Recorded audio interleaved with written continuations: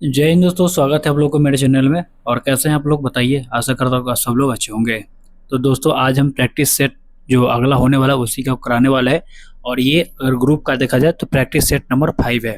ठीक है। हम लोग डेली अलग अलग प्रकाशन का एक प्रैक्टिस सेट डालते हैं। ठीक है।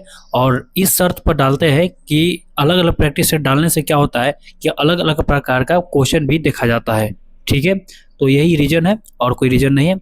तो और अभी तक आप लोग मेरे चैनल को सब्सक्राइब नहीं किए तो जरूर कीजिए।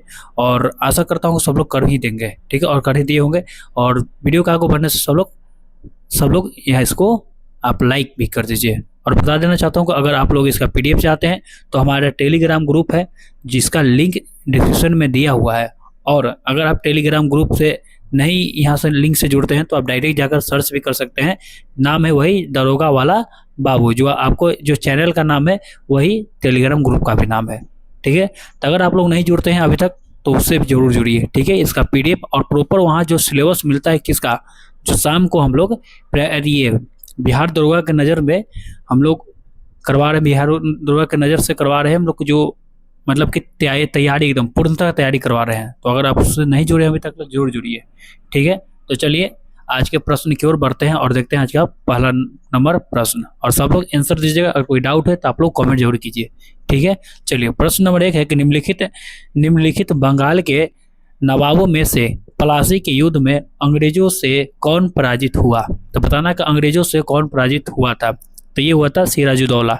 ठीक है। और प्लासी का युद्ध कब हुआ था आप लोग ये कमेंट में करके बताइए। ठीक है। बहुत बहुत इंपॉर्टेंट ये डेट के साथ बताइएगा। ठीक है। चलिए अगला देखते हैं कि निम्नलिखित शासकों में से किसको मलाया मलाया मतलब मलेशिया उस समय सुमात्रा इंडोनेशिया और जावा तक के विजय का श्रेय जाता है। तो किसको जाता है, राजेंद्र चोल प्रथम को। ठीक है। सी इसका राइट आंसर था। चलिए 3 नंबर प्रश्न है कि निम्नलिखित में से कौन सा चीनी यात्री हर्षवर्धन के शासन काल में भारत आया था। ठीक है। तो इसका हो जाएगा ऑप्शन डी। और देखिए दोस्तों इसका जो हम कटअप है इस वीडियो का लास्ट में बताएंगे कि आप इसमें कितना ला रहे हैं तो आप सेफ जोन में आ सकते हैं या आपका तैयारी ठीक ठाक है। ठीक है। अगर आपको इससे कम आ रहा है इस प्रैक्टिस सेट में लड़का और लड़की का तो याद रखिए कि आपको मेहनत करने की बहुत ज़रूरत है। ठीक है। तो चलिए अभी तो हम 3 ही बताए हैं। चलिए ऐसे कट ऑफ हम लास्ट में बताएंगे। ठीक है। तब तक आप लोग सेट लगाइए और जो जो लोग मिलाल बनाए हैं वो अच्छा से मिलाइए। चलिए अगला है कि निम्नलिखित गुप्त शासकों में से किसने, ठीक है, विक्रमादित्य की उपाधि धारण किया था। तो ये किसने धारण किया था, तो ये धारण किया था चंद्रगुप्त द्वितीय ने। ठीक है। और ये शकों को पराजित कर उपाधि धारण किया था। चलिए अगला है 5 नंबर कि निम्नलिखित में से किस शासक के शासन काल में विषय पर इब्न बतूता की पुस्तक रेहला प्रकाश डालती है। तो मतलब रेहला कि इब्न बतूता की पुस्तक क्या है, रेहला है, ये भी याद रखिएगा। तो रेहला में किसका जिक्र है ये बताइए। तो ये हो जाएगा मोहम्मद बिन तुगलक का। तो ऑप्शन इसका सी हो जाएगा। ठीक है। चलिए अगला देखते हैं 6 नंबर क्या है कि निम्नलिखित में से किसके द्वारा विजयनगर राज्य की स्थापना किया गया था। तो विजयनगर का स्थापना कब किया गया था बताइए। 1336 में किया था और ये हरिहर और बुक्का के समय में किया था। ठीक है। चलिए 7 नंबर प्रश्न है कि निम्नलिखित में से किस राजवंश द्वारा मनसबदारी प्रथा का आविष्कार किया गया। तो बताना कि मनसबदारी प्रथा का आविष्कार किसने किया था। तो ये मनसबदारी मुगल के समय थे। तो ऑप्शन कौन हो जाएगा, डी। ठीक है। और ये अकबर के समय ज़्यादा फेमस था। चलिए 8 नंबर है कि निम्नलिखित में से किस शासक के अंतर्गत 8 मंत्रियों की एक समिति अथवा अष्टप्रधान था। तो ये विजयनगर से ही संबंधित हो जाएगा और ये हो जाएगा ऑप्शन सी हो जाएगा। अष्टप्रधान बोला गया। ठीक है। तो ऑप्शन सी हो जाएगा शिवाजी। अगर ये देखिए ये कृष्णदेव राय, इसमें अष्ट दिग्गज थे।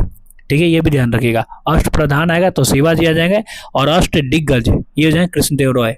और वही नवरत्न तो हो जाता कौन, अकबर। ठीक है। चलिए 9 नंबर प्रश्न है कि निम्नलिखित में से किसने जहांगीर के दरबार में सजीव वर्णन किया है। तो किसने किया है, तो इसका राइट आंसर हो जाएगा sir Thomas Roe. Option D इसका राइट आंसर हो जाएगा। चलिए 10 नंबर प्रश्न है कि तराइन का द्वितीय युद्ध कब हुआ था, 1192 में हुआ था। ठीक है। निम्नलिखित में से कौन सा भारतीय शासक पराजित हुआ।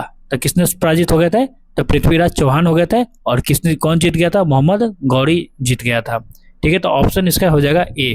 ठीक है, और दोस्तों जरूर से जरूर चैनल को सब्सक्राइब कर दीजिएगा, ऐसा उम्मीद जरूर करता हूँ कि आप लोग कर भी दिए होंगे। ठीक है, चलिए और जाकर टेलीग्राम जरूर जुड़िए।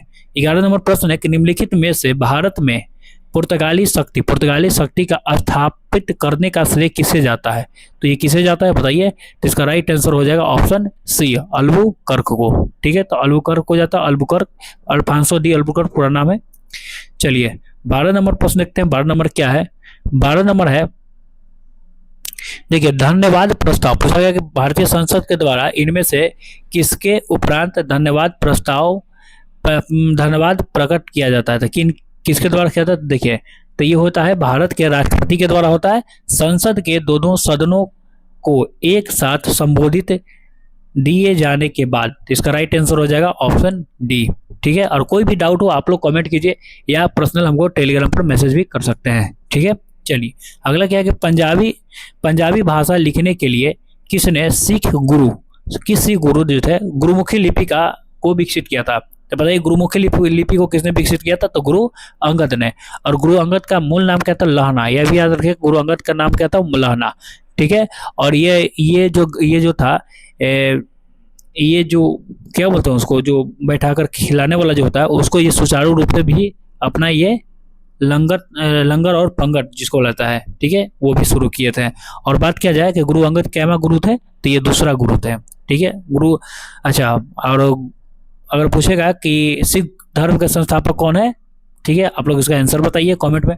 चलिए 17 नंबर प्रश्न है कि भारत का अंतिम वायसराय पूछ रहे, भारत का अंतिम वायसराय कौन था? ठीक है, तो भारत का अंतिम वायसराय हो जाएगा कौन? Lord Mountbatten. और जब ये वायसराय के बाद फिर यहाँ कर क्या बन गया था? ठीक है, ये बताइए आप लोग कमेंट में। ठीक है, चलिए अगला कौन है कि निम्नलिखित में से किसने सविनय अवज्ञा आंदोलन प्रारंभ किया था? बहुत आसान प्रश्न है। सविनय अवज्ञा आंदोलन की बात किया जा रहा है तो ये महात्मा गांधी ने शुरू किए थे। ऑप्शन सी इसका राइट आंसर हो जाएगा। ठीक है, अगला है कि जिस काल में कृषि फर्म का प्रादुर्भाव हुआ, ठीक है, उस वक्त क्या कहलाता है? नहीं, कृषि कब आया? सिंपल बात है, कृषि नवपाषाण काल में आया था। ठीक है, तो ऑप्शन इसका क्या हो जाएगा? बी, जब मनुष्य अस्थायी जीवन जीने लगे उसी समय। ठीक है, 17 नंबर है कि निम्नलिखित में से कौन सा स्थान अपने गोदीवारा यानी कि बंदरगाह के लिए प्रसिद्ध था? ठीक है, तो गोदीवारा के लिए कौन सा प्रसिद्ध था? बहुत आसान प्रश्न है, ये सिंधु सभ्यता में बताना है और ये हो जाएगा लोथल। ठीक है, तो ऑप्शन इसका हो जाएगा बी। 18 नंबर प्रश्न है कि 6ठी शताब्दी ईसा पूर्व में निम्नलिखित में से कौन सा एक गणतंत्र था? ये पूछ रहा है। ठीक है, तो ये हो जाएगा मल। कौन था? मल हो जाएगा। ऑप्शन इसका हो जाएगा वैशाली, सबको पता होगा। ऑप्शन सी इसका राइट आंसर हो जाएगा। चलिए 19 नंबर प्रश्न है कि बराबर की गुहाओं को अशोक ने किस संप्रदाय को दान में दिया था? ठीक है, तो बराबर की गुहाओं को किसके लिए दान दिया था? ये बताना था आजीवक संप्रदायों के लिए। और आजीवक संप्रदाय के संस्थापक माना जाता है मोंगलीपुत्र गोसाल। ठीक है, अब अगला बढ़ते हैं। अगला प्रश्न क्या है कि 20 नंबर प्रश्न है कि निम्नलिखित में से किन को शक संवत की स्थापना करने का श्रेय दिया जाता है? तो शक संवत का स्थापना किसने किया? सिंपल प्रश्न है, कुषाणों के द्वारा किया गया था। ठीक है, किसके द्वारा? कुषाणों के द्वारा। 21 नंबर प्रश्न है कि महापुराणों की संख्या कितनी मानी जाती है? तो महापुराणों की संख्या मानी जाती है 18। याद रखिए, कितनी मानी जाती है? 18। ठीक है, चलिए अगला देखते हैं। 22 नंबर है कि निम्नलिखित में से अध्ययन केंद्र बौद्ध केंद्र के रूप में प्रसिद्ध नहीं है। मतलब कौन सा ऐसा बताना है कि वहाँ बौद्ध धर्म के लिए प्रसिद्ध नहीं है इनमें से। ठीक है, तो ये हो जाएगा नादिया। ठीक है, नादिया ये बंगाल के क्षेत्र में आता है। ठीक है, तो ऑप्शन सी इसका राइट आंसर हो जाएगा। चलिए 23 नंबर प्रश्न है कि निम्नलिखित में से फतेहपुर सीकरी का निर्माण का श्रेय किसको जाता है? तो फतेहपुर सीकरी का निर्माण किसने किया था? ये आज का ये होमवर्क सीरीज का प्रश्न है और ये हो जाएगा अकबर ने। तो ऑप्शन ए इसका राइट आंसर हो जाएगा। चलिए अगला प्रश्न क्या है कि निम्नलिखित में से कौन अपने अनुयायी के द्वारा महबूब ए इलाही नाम से जाना जाता था? तो ये कौन जाना जाता था? शेख निजामुद्दीन औलिया। इसका राइट आंसर ऑप्शन सी हो जाएगा। याद रखिएगा, मोहम्मद ए इलाही शेख निजामुद्दीन औलिया। ठीक है, और दोस्तों उम्मीद करता हूँ सबको अच्छा लग रहा हो और आप लोग सब्सक्राइब कर दिए होंगे। ठीक है, चलिए अगला देखते हैं कि निम्नलिखित में से किसको कुतुब मीनार संपूर्ण कराने का, देखिए कुतुब मीनार का स्थापना किसने किया था, यानी कि बनाना प्रारंभ किया था कुतुबुद्दीन ऐबक ने, ठीक है। लेकिन बोला जा रहा है कि कुतुब मीनार को संपूर्ण कराने का श्रेय किसको जाता है, तो ये हो जाएगा इल्तुतमिश को, ठीक है। तो ऑप्शन सी हो जाएगा। और कुतुब मीनार कितना इल्तुतमिश कितना मंजिला बनाया था, 4 मंजिला, ठीक है। तो ऑप्शन इसका हो जाएगा बी, ठीक है। अगला क्या है कि गीत गोविंद की रचना, ये बहुत आसान प्रश्न है, बताइए गीत गोविंद की रचना किसने किया था, तो ये हो जाएगा जयदेव ने, तो ऑप्शन बी हो जाएगा जयदेव। चलिए अगला देखते हैं कि भारत में इटली से कौन सा यात्री आया था। मार्को पोलो जो था वो इटली का यात्री था, याद रखिएगा मार्को पोलो कहाँ का यात्री था, इटली का। तो ऑप्शन बी इसका राइट आंसर हो जाएगा, option B, sorry D Marco Polo, ठीक है। तो ऑप्शन डी इसका राइट आंसर है। चलिए 28 नंबर है कि निम्नलिखित में से किसने भूदान आंदोलन प्रारंभ किया था, तो सबको पता होगा कि भूदान आंदोलन आचार्य विनोबा भावे ने शुरू किए थे, तो ऑप्शन हो जाएगा इसका सी, ठीक है। चलिए अगला देखते हैं। बहुत ही आज के प्रश्न जो है वो मतलब कि इजी टू मॉडरेट है, ना कि मतलब मॉडरेट टू हार्ड है, ठीक है। तो इजी टू मॉडरेट है, ठीक है। तो आपको इसका कट ऑफ थोड़ा हाई हो सकता है आज का, ठीक है, वो लास्ट में बताएंगे।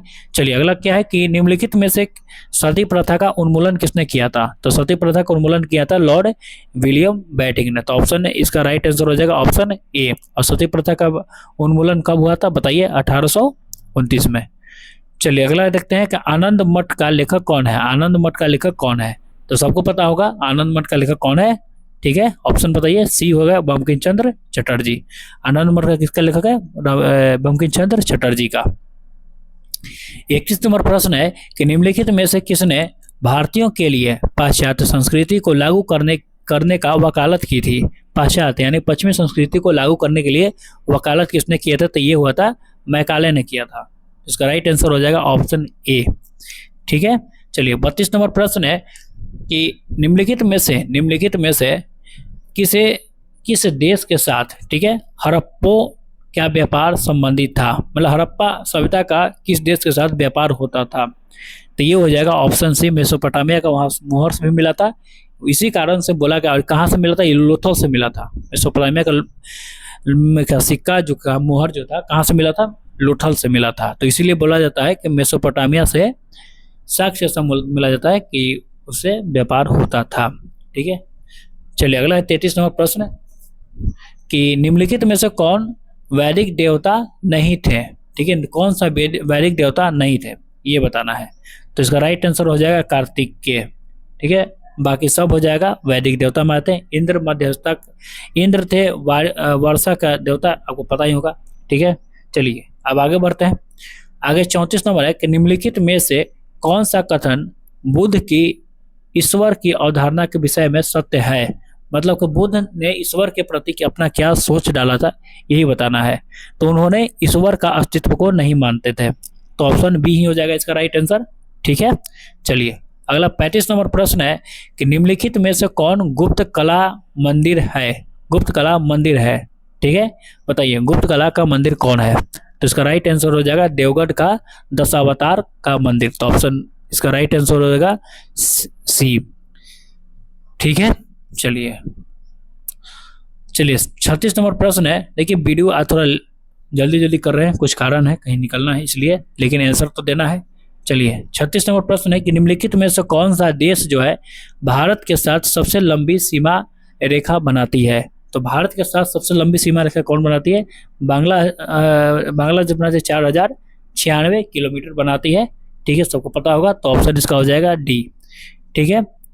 अगला प्रश्न देखते हैं कि 37 नंबर है कि निम्नलिखित में से कौन नदी जो है गंगा की सहायक नदी नहीं है, तो इनमें से कौन सी गंगा की सहायक नदी है, तो बात करें कोसी गंगा और सोन और रामगंगा, ये तीनों गंगा की सहायक है, लेकिन वेन गंगा गंगा की नहीं है। और अब अभी आप लोग बताइए कि वेन गंगा जो है ये किसकी सहायक नदी है, ठीक है। और जितने भी प्रश्न पूछते हैं अगर आपको नहीं पता है कमेंट में लिखिए, या अगर पता करना चाहते हैं तो गूगल पर सर्च जाकर कमेंट उसका दीजिए, लेकिन आंसर जरूर दीजिए, ठीक है।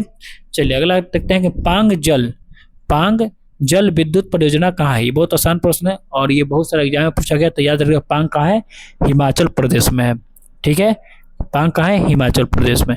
39 नंबर प्रश्न देखिए इनमें से सर्वाधिक वाछांदित राज्य कौन है, ठीक है, मतलब सबसे ज्यादा 1 कहाँ पर है, ये सिंपल बताइए। तो इसका राइट आंसर हो जाएगा ऑप्शन ए हो जाएगा अरुणाचल प्रदेश में। 40 नंबर प्रश्न है कि भारत का सबसे अधिक विस्तृत मैदान कौन है। भारत का सबसे अधिक विस्तृत मैदान कौन है, तो ये हो जाएगा राजस्थान का मैदान। आप लोग सब लोग ऊपरी गंगा मैदान लगाए होंगे, याद रखिएगा। अगर सबसे विस्तृत मैदान पूछेगा तो राजस्थान का मैदान है, तो ऑप्शन इसका कौन हो जाएगा, ए। ठीक है, चलिए अगला है कि भारत में जूटों का सबसे अधिक उत्पादन वाला प्रदेश कौन है। बताना कि जूट सबसे ज्यादा कहाँ पर होता है, तो ये हो जाएगा पश्चिम बंगाल में। चावल भी सबसे ज्यादा कहाँ होता है देखा जाए तो पश्चिम बंगाल में। ठीक है, चलिए, और दोस्तों सब लोग जरूर से जरूर सब्सक्राइब कर दीजिएगा। ठीक है, चलिए 42 नंबर प्रश्न है कि भारत में सबसे अधिक विस्तृत क्षेत्र वाला अपवाहन तंत्र कौन है। ठीक है, तो इसका राइट आंसर हो जाएगा गंगा नदी तंत्र। ठीक है, सबसे बड़ा बेसिन पूछ रहा है। ठीक है, तो ऑप्शन इसका कौन हो जाएगा, सी, इसका राइट आंसर गंगा का। अगला है, देखिए बैक टू बैक प्रश्न आ रही है कि टोडो जनजाति निवास करती है, तो टोडो कहाँ निवास करती है, तो ये कल प्रश्न थोड़ा सा पलट गया था, उसी का ये आज पलट गया। ठीक है, तो टोडो कहाँ है, टोडो हो जाएगा तमिलनाडु में। टोडो कहाँ हो जाएगा, तमिलनाडु में। और टोडो कहाँ पर पाया जाता है, ये नीलगिरी के क्षेत्र में पाया जाता है। ठीक है, ऐसे तमिलनाडु इसका राइट आंसर हो जाएगा। ठीक है, चलिए अगला है कि हिमालय पर्वत श्रेणी निम्नलिखित में से किस राज्य का हिस्सा नहीं है। बताना कि हिमालय किस राज्य में विस्तृत नहीं है इनमें से। ठीक है, तो अगर देखा जाए तो ये हो जाएगा उत्तर प्रदेश का। ठीक है, तो ऑप्शन इसका हो जाएगा बी। और दोस्तों जरूर से जरूर सब्सक्राइब कर दीजिएगा। 45 नंबर प्रश्न है कि भारत में अधिकतम खनिजीकृत मतलब सबसे ज्यादा खनिज किस शैल तंत्र में पाया जाता है, ये बताना है। ठीक है, तो इसका राइट आंसर हो जाएगा गोंडवाना में। कहाँ पर है, गोंडवाना में। खनिज की बात करिए जाए, अगर धारवाड़ में बोलता है दोस्तों तो धारवाड़ में लौह अयस्क होता है। ठीक है, ये कंफ्यूज मत होइएगा, खनिज गोंडवाना में। ठीक है, चलिए अगला देखते हैं। अगला क्या कि कौन सा रेलवे स्टेशन पहले किसका क्या नाम था, विक्टोरिया टर्मिनस नाम था, जो वर्तमान में क्या नाम उसको हो गया है, तो याद रखिएगा उसका वर्तमान में नाम है छत्रपति शिवाजी टर्मिनल, और पुराना नाम उसका क्या था, विक्टोरिया टर्मिनस। ठीक है, तो अगर ये देखिए नया प्रश्न ये बहुत लोगों को पता नहीं होगा, तो जरूर इसको लिख लीजिए कहीं। ठीक है, अब देखिए अगला है 47 नंबर है कि इलायची की पहाड़ी किस प्रदेश में स्थित है। बताइए इलायची की पहाड़ी किस प्रदेश में स्थित है, तो ये सिंपल प्रश्न था। कार्डमम की पहाड़ी तमिलनाडु में हो जाएगी। ठीक है, 48 नंबर प्रश्न देखते हैं कि किस प्रदेश में क्षारीय मिट्टी का विस्तार, कौन सा मिट्टी पूछ रहा है, क्षारीय मिट्टी का विस्तार सबसे अधिक है, तो क्षारीय मिट्टी कहाँ हो जाएगा, उत्तर प्रदेश में। कहाँ पर हो जाएगा, उत्तर प्रदेश में। अगला 49 नंबर प्रश्न है कि निम्नलिखित में से किस राज्य से कर्क रेखा नहीं गुजरती है, तो कर्क रेखा 8 राज्यों से गुजरती है। ठीक है, और इनमें से किससे नहीं गुजरती ये बताइए, तो ये हो जाएगा अपना बिहार। ठीक है, बिहार से नहीं गुजरती है।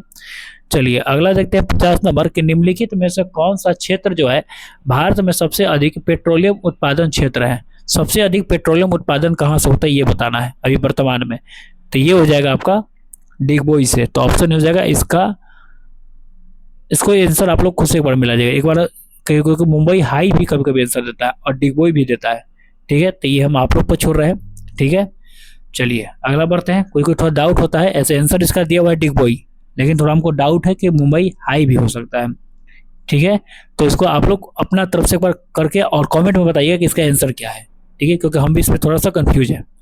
चलिए अगला है कि वर्ष 1913 में अमेरिका में कौन सा गदर पार्टी की स्थापना किया गया, तो किसके द्वारा ये स्थापना किया गया तो ये बताना है, तो ये हो जाएगा लाला हरदयाल। तो ऑप्शन इसका हो जाएगा बी।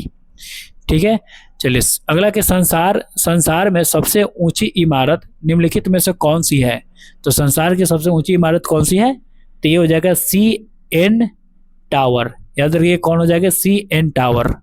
कौन सी है, CN टावर। ठीक है, और भारत में कौन हो जाएगा, कुतुब मीनार। अगला है अस्थि से अस्थि, देखिए अस्थि से अस्थि ये, ठीक है, यानी कि लिगामेंट, ठीक है, जोड़ने वाले उत्तक को क्या कहते हैं। ठीक है, तो इसका राइट आंसर हो जाएगा, इसका राइट आंसर बताइए, स्नायु, हिंदी में बोलते हैं स्नायु। ठीक है, 54 नंबर प्रश्न है कि बहुत ही कम समय के अंतराल का सही मापन को क्या कहते हैं। बहुत ही कम समय का सही अंतराल का मापन को क्या कहते हैं ये बताना है। ठीक है, तो इसका राइट आंसर हो जाएगा ऑप्शन सी हो जाएगा परमाणु घड़ी के द्वारा। तो ऑप्शन सी इसका राइट आंसर हो जाएगा परमाणु घड़ी के द्वारा। 55 नंबर प्रश्न है कि वर्ड प्रोसेसिंग, स्प्रेड शीट और फोटो एडिटिंग निम्नलिखित में से किसका उदाहरण है? ये किसका उदाहरण है? ठीक है, तो ये हो जाएगा एप्लीकेशन सॉफ्टवेयर का। किसका हो जाएगा? एप्लीकेशन सॉफ्टवेयर का। ठीक है, तो ऑप्शन इसका हो जाएगा ए। ठीक है, अब अगला देखते हैं क्या है। अगला 56 नंबर प्रश्न है कि निम्नलिखित में से कौन रसायन भारत के स्वतंत्र संघर्ष का एक महत्वपूर्ण प्रतीक है? ठीक है, तो इसका राइट आंसर देखा जाए तो ऑप्शन डी हो जाएगा सोडियम क्लोराइड। सोडियम क्लोराइड, ठीक है, सोडियम क्लोराइड नमक सत्याग्रह के बारे में इनडायरेक्टली आपको नहीं समझ में आ रहा है तो हम बता देते हैं। ठीक है, सोडियम क्लोराइड यानी कि NaCl हुआ ना। ठीक है, तो ये नमक सत्याग्रह के बारे में बात कर रहे हैं भारत स्वतंत्रता संघर्ष में महात्मा गांधी के द्वारा। ठीक है, तो अगर ये प्रश्न पर हमको जहां तक लगता है कि बहुत लोग कंफ्यूज किए होंगे, प्रश्न को ही नहीं समझे होंगे। चलिए 57 नंबर प्रश्न है कि प्राणी एवं उद्भिद वर्गों का महत्तम विविधता होती है, मतलब कहाँ पर महत्तम विविधता ऐसी होती है? तो ये हो जाएगा उष्ण कटिबंधीय नम वनों में। तो ऑप्शन इसका हो जाएगा बी इसका राइट आंसर। ठीक है, अगला 58 नंबर प्रश्न है कि आइसो हाइट, देखिए कल का ही प्रैक्टिस सेट बोल रहा है, मतलब कि सिलेबस में हुआ था, जो होमवर्क सीरीज चल रहा है उसी में।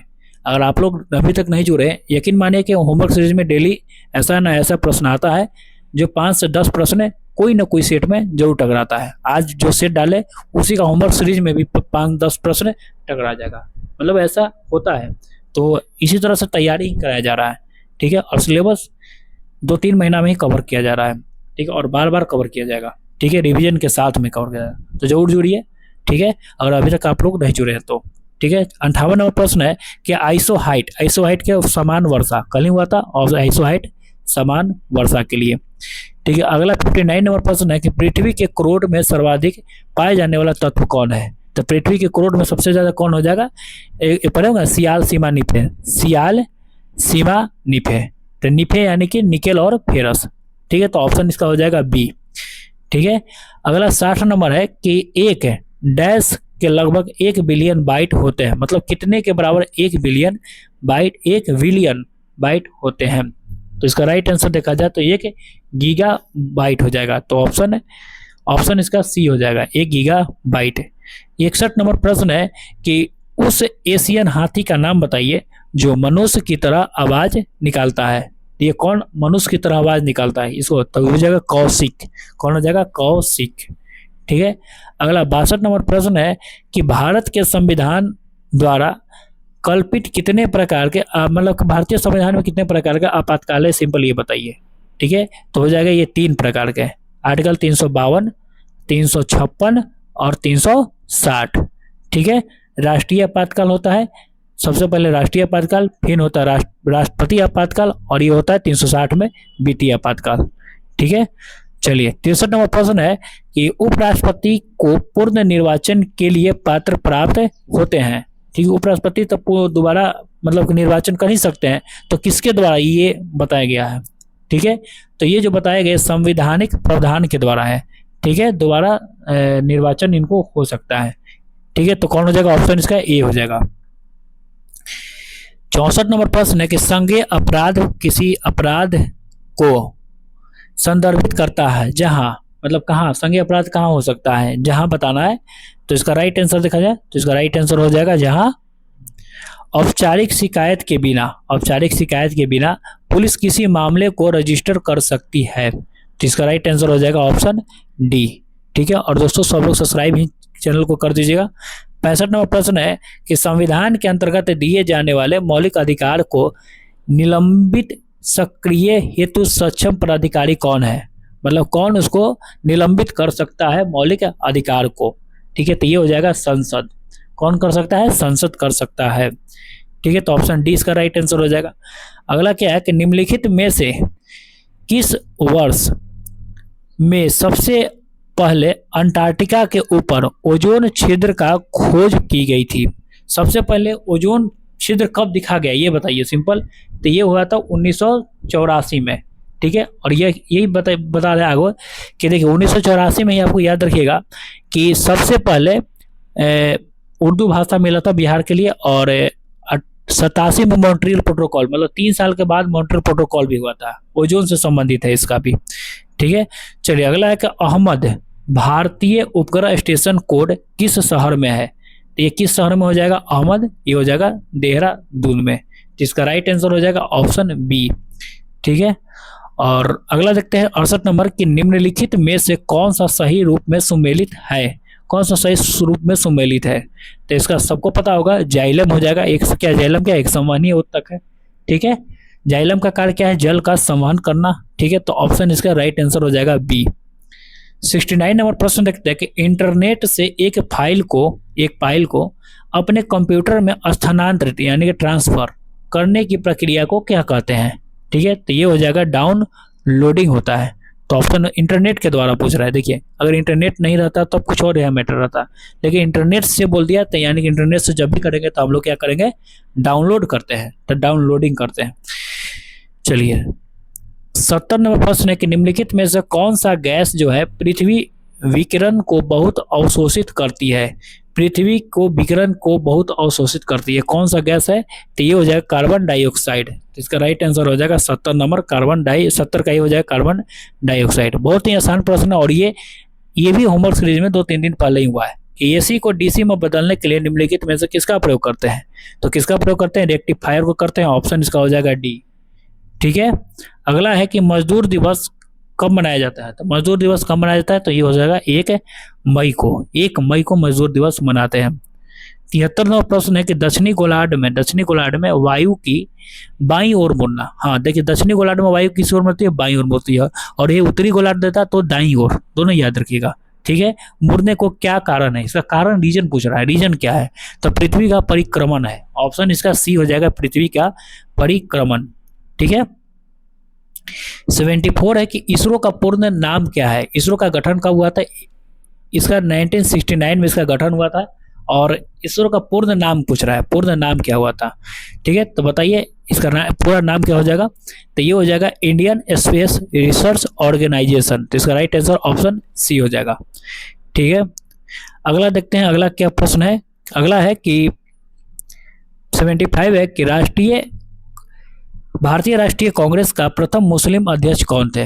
ठीक है, तो प्रथम मुस्लिम अध्यक्ष बताया जाए, देखिए प्रथम दिया गया है तो इसमें ऑप्शन नहीं है, इसमें ऑप्शन गलत है। ठीक है, तो ये थे बदरुद्दीन तैयब जी। कौन थे? बदरुद्दीन तैयब जी। आप लोग लिख दीजिए, बदरुद्दीन तैयब जी थे। ठीक है, और ये दूसरा मुस्लिम जो तो रहमतुल्लाह सैनी थे। ठीक है, याद रखिएगा, ऑप्शन में डी दे दिएगा। तो ये जो अगर यहाँ पर ऑप्शन क्वेश्चन थोड़ा में सेकंड अगर मुस्लिम रहता तो रहमतुल्लाह सैनी जी 1896 के कलकत्ता अधिवेशन, जिसमें सबसे पहली बार वंदे मातरम गाया गया था। ठीक है, तो ऑप्शन इसका हो जाएगा कोई नहीं। ठीक है, बदरुद्दीन तैयब जिसका राइट आंसर हो जाएगा। चलिए 76 नंबर प्रश्न है कि कौन सा सही मेल नहीं है? कौन सा सही मेल नहीं है? ठीक है, तो देखिए कौन सा सही मेल नहीं है ये बताइए। तो इसका राइट आंसर देखते हैं क्या हो जाएगा। तो ऑप्शन डी हो जाएगा इसका राइट आंसर। आपको पहले राइट आंसर बता देते हैं कि इंदिरा आवास योजना जो है महिलाओं को निःशुल्क गृह योजना से नहीं है, ये सबके लिए था। ठीक है, महिलाओं के लिए नहीं था, ये सभी के लिए था। बाकी बात किया जाए कि राष्ट्रीय पेंशन योजना अंशदान पेंशन प्रणाली है, बिल्कुल। अगला है कि राष्ट्रीय साक्षरता मिशन कार्यक्रम वयस्क शिक्षा के लिए था, ये भी सही है। और है कि मध्याह्न भोजन योजना किसके लिए था? विद्यालयों के बच्चों का दोपहर के भोजन के लिए था। तो इनमें से ये बाकी सब सही है, लेकिन डी इसका गलत हो जाएगा। ठीक है, इंदिरा आवास तो हर घर का लोग मिलता था जो बीपीएल से रिलेटेड है। चलिए अगला है कि निम्नलिखित में से कौन सा द्रावण क्षारीय होगा? द्रावण क्षारीय होगा, ऑप्शन बी हो जाएगा इसका राइट आंसर। ठीक है, क्षारीय की बात किया जाए तो 7 से तो अधिक होगा वही क्षारीय होगा। कॉमन सेंस भी लगाइए आप लोग। चलिए अगला है कि दांतों का साफ करने के लिए, दांतों को साफ करने के लिए उपयोग में जो पाउडर या पेस्ट लेते हैं उनमें से कौन सा स्वभाव होता है? मतलब कि ये दंत मंजन का कौन सा होता है? अम्लीय होता है, क्षारीय होता है, उदासीन होता है, या कैसा होता है ये बताना है। ठीक है, तो देखिए ये हो जाता है जो दंत मंजन का उपयोग करते हैं वो अम्लीय होता है। कैसा होता है? ऑप्शन ए हो जाएगा अम्लीय। ठीक है, पाउडर कैसा होता है? दंत मंजन, ऑप्शन ए। अगला देखते हैं 79 नंबर प्रश्न है। 79 नंबर प्रश्न देखते हैं कि टमाटर में कौन सा अम्ल पाया जाता है? ये कल का ही प्रैक्टिस सेट में हुआ था और हम इसका आंसर भी आप लोगों से मांगे थे। ठीक है, तो टमाटर में कौन सा हो जाएगा? ऑक्जेलिक अम्ल, ऑप्शन हो जाएगा डी। अगला है कि NH3 किस प्रकार के पदार्थ है? NH3 किस प्रकार के पदार्थ है? तो ये हो जाएगा मंद क्षार है। ऑप्शन डी इसका राइट आंसर हो जाएगा। अगला देखते हैं 81 नंबर के थर्मामीटर में निम्नलिखित में से किस धातु का उपयोग करते हैं? थर्मामीटर ताप के लिए होता है प्रयोग और इसमें हम लोग पारा का उपयोग करते हैं। ऑप्शन हो जाएगा बी। ठीक है। 82 नंबर देखिए कि निम्नलिखित में से कौन सा रोग जो है जीवाणु के द्वारा नहीं होता है? जीवाणु के द्वारा नहीं होता है। ये लगातार प्रश्न हो रहा है, ये प्रश्न लगातार हो रहा है। तो ये रोग आप लोग कितनों तो रट लीजिएगा। तो हो जाएगा इसका खसरा। बाकी तपेदिक, आंत्र और कुष्ठ जो है ये जीवाणु के द्वारा ही होता है। अगला देखते हैं कि बैक्टीरिया को बढ़ने हेतु रोकने के लिए निम्नलिखित में से किस गैस का प्रयोग करते हैं? मतलब बैक्टीरिया ज़्यादा से ज़्यादा न बढ़े, कम हो, इसके लिए हम किसका उपयोग करते हैं? तो हो जाएगा SO2 का। तो ऑप्शन हो जाएगा ए इसका राइट आंसर हो जाएगा। अगला हो जाएगा लहू यानी कि रक्त होगा कि शर्करा को स्तर को कम करने के लिए किस हार्मोन का उपयोग करते हैं? तो अगर ब्लड में शुगर को कमी अगर करना है तो ये हम लोग इंसुलिन का प्रयोग करते हैं। ऑप्शन हो जाएगा डी। ठीक है, बहुत ही इजी प्रश्न था।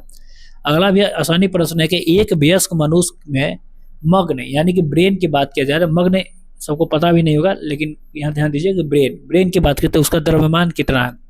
तो ब्रेन के मतलब कि कितना द्रव्यमान होता है 1350 ग्राम। तो ऑप्शन इसका हो जाएगा सी। अगला देखते हैं, अगला क्या है 86 नंबर है कि परावर्तित क्रिया संचालित कौन करता है? परावर्तित। ठीक है, तो सबको पता होगा। ऑप्शन इसका हो जाएगा बी। ठीक है, परावर्तित क्रिया पूछ रहा है। ठीक है, तो ऑप्शन हो जाएगा बी। ठीक है। अगला है कि लड़का किस उम्र में तरुणावस्था में आते हैं? तरुणावस्था में लड़का किस उम्र में आ जाते हैं? तो ये हो जाएगा 11-12 वर्ष में। तो ऑप्शन इसका डी हो जाएगा। अगला देखते हैं कि यदि शरीर का समान तापक्रम कितना 37 डिग्री सेल्सियस हो तो शुक्र पिंड का आदर्श ताप होगा। बताइए कितना होगा? 34 डिग्री सेल्सियस। ठीक है, तो कितना हो जाएगा? 34 डिग्री सेल्सियस। अगला देखते हैं 89 नंबर को ओरल रिहाइड्रेशन थेरेपी का किसके लिए सलाह दी जाती है? तो किसके लिए सलाह दी जाती है? तो कॉलेरा के लिए। ठीक है, किसके लिए सलाह दी जाती है? कॉलेरा के लिए। तो ऑप्शन हमारा यहाँ पर डी हो जाएगा। अगला है कि जस्ट डू इट मतलब किसका स्लोगन है ये बताना है। ठीक है, किस कंपनी का? तो ये हो जाएगा नाइक का। किसका हो जाएगा? नाइक का। ये रेलवे में बहुत बार प्रश्न पूछा गया। अगला है 91 नंबर प्रश्न कि निम्नलिखित में से कौन बस्तर क्षेत्र में अवस्थित है? तो बस्तर यानी छत्तीसगढ़ की बात किया जा रहा है, तो कौन सा अवस्थित है? इंद्रावती हो जाएगा। ऑप्शन डी इसका राइट आंसर हो जाएगा। 92 नंबर प्रश्न है कि रक्त में खनिज संबंधी अशुद्धि किसके द्वारा हटाई जाती है? तो रक्त में अगर खनिज ये सब अशुद्धि जो है इसके किसके द्वारा हटाई जाती है? ये हो जाएगी किडनी के द्वारा। मतलब रक्त का प्यूरिफिकेशन कौन करता है? ये सिंपल बात है, किडनी करता है। चलिए अगला देखते हैं 93 नंबर प्रश्न है कि मौसम की कौन सी दशा जो है बैरोमीटर बढ़ने में होता है? बढ़ने में। ठीक है, बढ़ने में नहीं है, बढ़ने होगा। ठीक है ना, बढ़ने में आकस्मिक गिरावट से सूचित होती है। तो मतलब कि अगर आकस्मिक गिरावट अगर होगा मतलब कि मगर बैरोमीटर अचानक गिरेगा तो क्या होगा उसके मतलब क्या बताइए? ये तूफानी मौसम की बात किया जाता है। क्या होता है? तूफानी मौसम। ये हो जाएगा। देखिए अगला जो प्रश्न है बहुत ही आसान प्रश्न है, आप लोग खुद से बनाइए। नहीं बनता हम आपको बताएंगे। बोला गया कि समतल दर्पण जो है वस्तु 2 मीटर की दूरी पर है। समतल दर्पण में वस्तु कितनी है? 2 मीटर पर है। तो प्रतिबिंब और वस्तु की दूरी के बीच की दूरी क्या होगा? मान लीजिए कि समतल दर्पण है, यहाँ पर कोई पिंड है मतलब आप ही है। ठीक है, तो इसका अगर मान लीजिए कि यहाँ 2 मीटर के लिए है तो उतना ही पीछे यहाँ पर भी बनता है। यहाँ भी 2 मीटर के लिए बनेगा इसका इमेज। ठीक है, तो ये दोनों कुल मिलाकर कितना हो गया? अगर दोनों के पीछे पूछा रहेगा वस्तु और प्रतिबिंब के बीच में तो 4 मीटर हो गया। तो ऑप्शन कितना हो जाएगा? ये हो जाएगा। यही अगर पूछता कि दर्पण से कितना पीछे प्रतिबिंब बनेगा तो 2 मीटर का ही बनता। ठीक है, ये सब ध्यान दीजिएगा। छोटा छोटा बात है लेकिन बहुत ज्यादा लोग गड़बड़ करते हैं। अगला 95 नंबर है कि किस देश में विश्व का सबसे बड़ा रेलवे स्टेशन नेटवर्क है? तो किस देश में है? सबको पता होगा, बहुत आसान प्रश्न है। USA, अमेरिका के लिए। अगला देखिए, ये प्रश्न अगर आपसे नहीं बनता है हम बताएंगे, लेकिन पहले आप खुद से बनाइए। इसका राइट आंसर होता है ऑप्शन सी। ठीक है, प्रश्न बहुत आसान है कि कोई 30% पास करने के लिए नंबर चाहिए किसी भी एग्जाम में। 30% अगर यदि कोई लाता है और 30 नंबर लाता है, ठीक है, और 30 नंबर से फेल भी हो जाता है तो कितना मार्क्स का एग्जाम हुआ था। ठीक है, तो देखिए 30 नंबर लाकर ही 30 नंबर से फेल कर गया, तो यानी कि 30% का वैल्यू कितना दे दिया, 30 से 60 गुना में भागा में 30, और एग्जाम होता है 100% का, तो इस हिसाब से काटिए, 2 से कट जाएगा, तब 10 दूनी कितना हो जाएगा, 20। ऑप्शन सी इसका राइट आंसर हो जाता। देखिए 97वां प्रश्न है कि पिता और पुत्र की आयु की बात है, इसको अगर नहीं बनता है तो आप पर्सनल मैसेज कीजिए, हम आपका सहयोग करेंगे। तो ऐसे आंसर इसका हम बता देते हैं, इसका आंसर हो जाएगा ऑप्शन डी। ठीक है, ये भी प्रश्न ईजी है। ठीक है, बहुत ही ईजी प्रश्न है, कोई हार्ड प्रश्न नहीं है। ठीक है, और दोस्तों अभी तक आप चैनल को सब्सक्राइब नहीं किए हैं तो जरूर सब्सक्राइब कर दीजिए, और चैनल पर अगर नए हैं तो सब्सक्राइब तो जरूर कीजिए और बेल आइकन को साथ में दबाइएगा। ठीक है, और वीडियो को लाइक कर दिए होंगे, उम्मीद करता हूँ ऐसा, और अभी तक लाइक नहीं किए हैं तो लाइक कर ही दीजिए। ठीक है, और बात करते हैं इसका पीडीएफ के लिए, तो पीडीएफ के लिए आप जोर से जुड़िए आप हमारे टेलीग्राम पर, वहाँ से मिलेगा। अब बात करते हैं इसका कटअप, कि आज के प्रश्न का कटअप कितना हो सकता है। ठीक है, तो देखिए अगर कटअप की बात किया जाए, देखिए कटअप की बात किया जाए तो देखिए ये प्रश्न बहुत ही आसान था आज का। ठीक है, बहुत ही आसान, कुछ ऐसा प्रश्न था जो थोड़ा सा डाउट था, लेकिन बहुत ही आसान प्रश्न था। तो अगर हम बात किया जाए कि बॉयज़ के लिए कितना इसमें कटअप हो सकता है, बॉयज़ के लिए, तो बॉयज़ के लिए हम इसमें देते हैं 72। ठीक है, 72, क्योंकि अगर आप 72 से कम ला रहे हैं तो आप थोड़े दिक्कत में हैं। ठीक है, पहले बता रहा हूँ, अगर 72 से इसमें भी अगर कम रहा है तो आप दिक्कत में हैं, 72 आपको लाना होगा। ठीक है, और अगर आपसे नहीं आ रहा है तो आप यकीन मानिए हमारे होमवर्क से जुड़िए, 2 से 3 महीना में आपका 72 हम करवाएंगे। ठीक है, और गर्ल्स की बात किया जाए तो गर्ल्स का भी 60 हम 8 लेकर चलते हैं, 65 to 68 के अगर बीच में आप भी हैं तो आप ठीक ठाक है, अगर इससे कम है तो आपको तैयारी करने की बहुत ज़रूरत है। ठीक है, और बहुत ज़्यादा ज़रूरत है। ठीक है, बॉयज़ 72 हम, और गर्ल्स के लिए हम जनरल की बात किया जा रहा है, उसी प्रकार से हम ईडब्ल्यूएस हो या ओबीसी, इस प्रकार से अपना वो भी लोग 70 के ऊपर ही रखेंगे, नीचे नहीं कोई इसमें जाएंगे। ठीक है, और गर्ल्स भी 75 से, सब जो भी कैटेगरी से 75 65 से ऊपर ही रखेंगे। ठीक है, तो यही था कटअप, और कैसा लगा बताइए, अच्छा लगा लाइक शेयर कीजिए, सब्सक्राइब भी कर दीजिएगा चैनल को, कुछ बात तो कमेंट में जरूर लिखिए, और जाकर टेलीग्राम पर जुड़ जाइएगा। ठीक है, तो मिलते हैं बहुत जल्द अगले वीडियो में, तब तक के लिए जय हिंद जय भारत।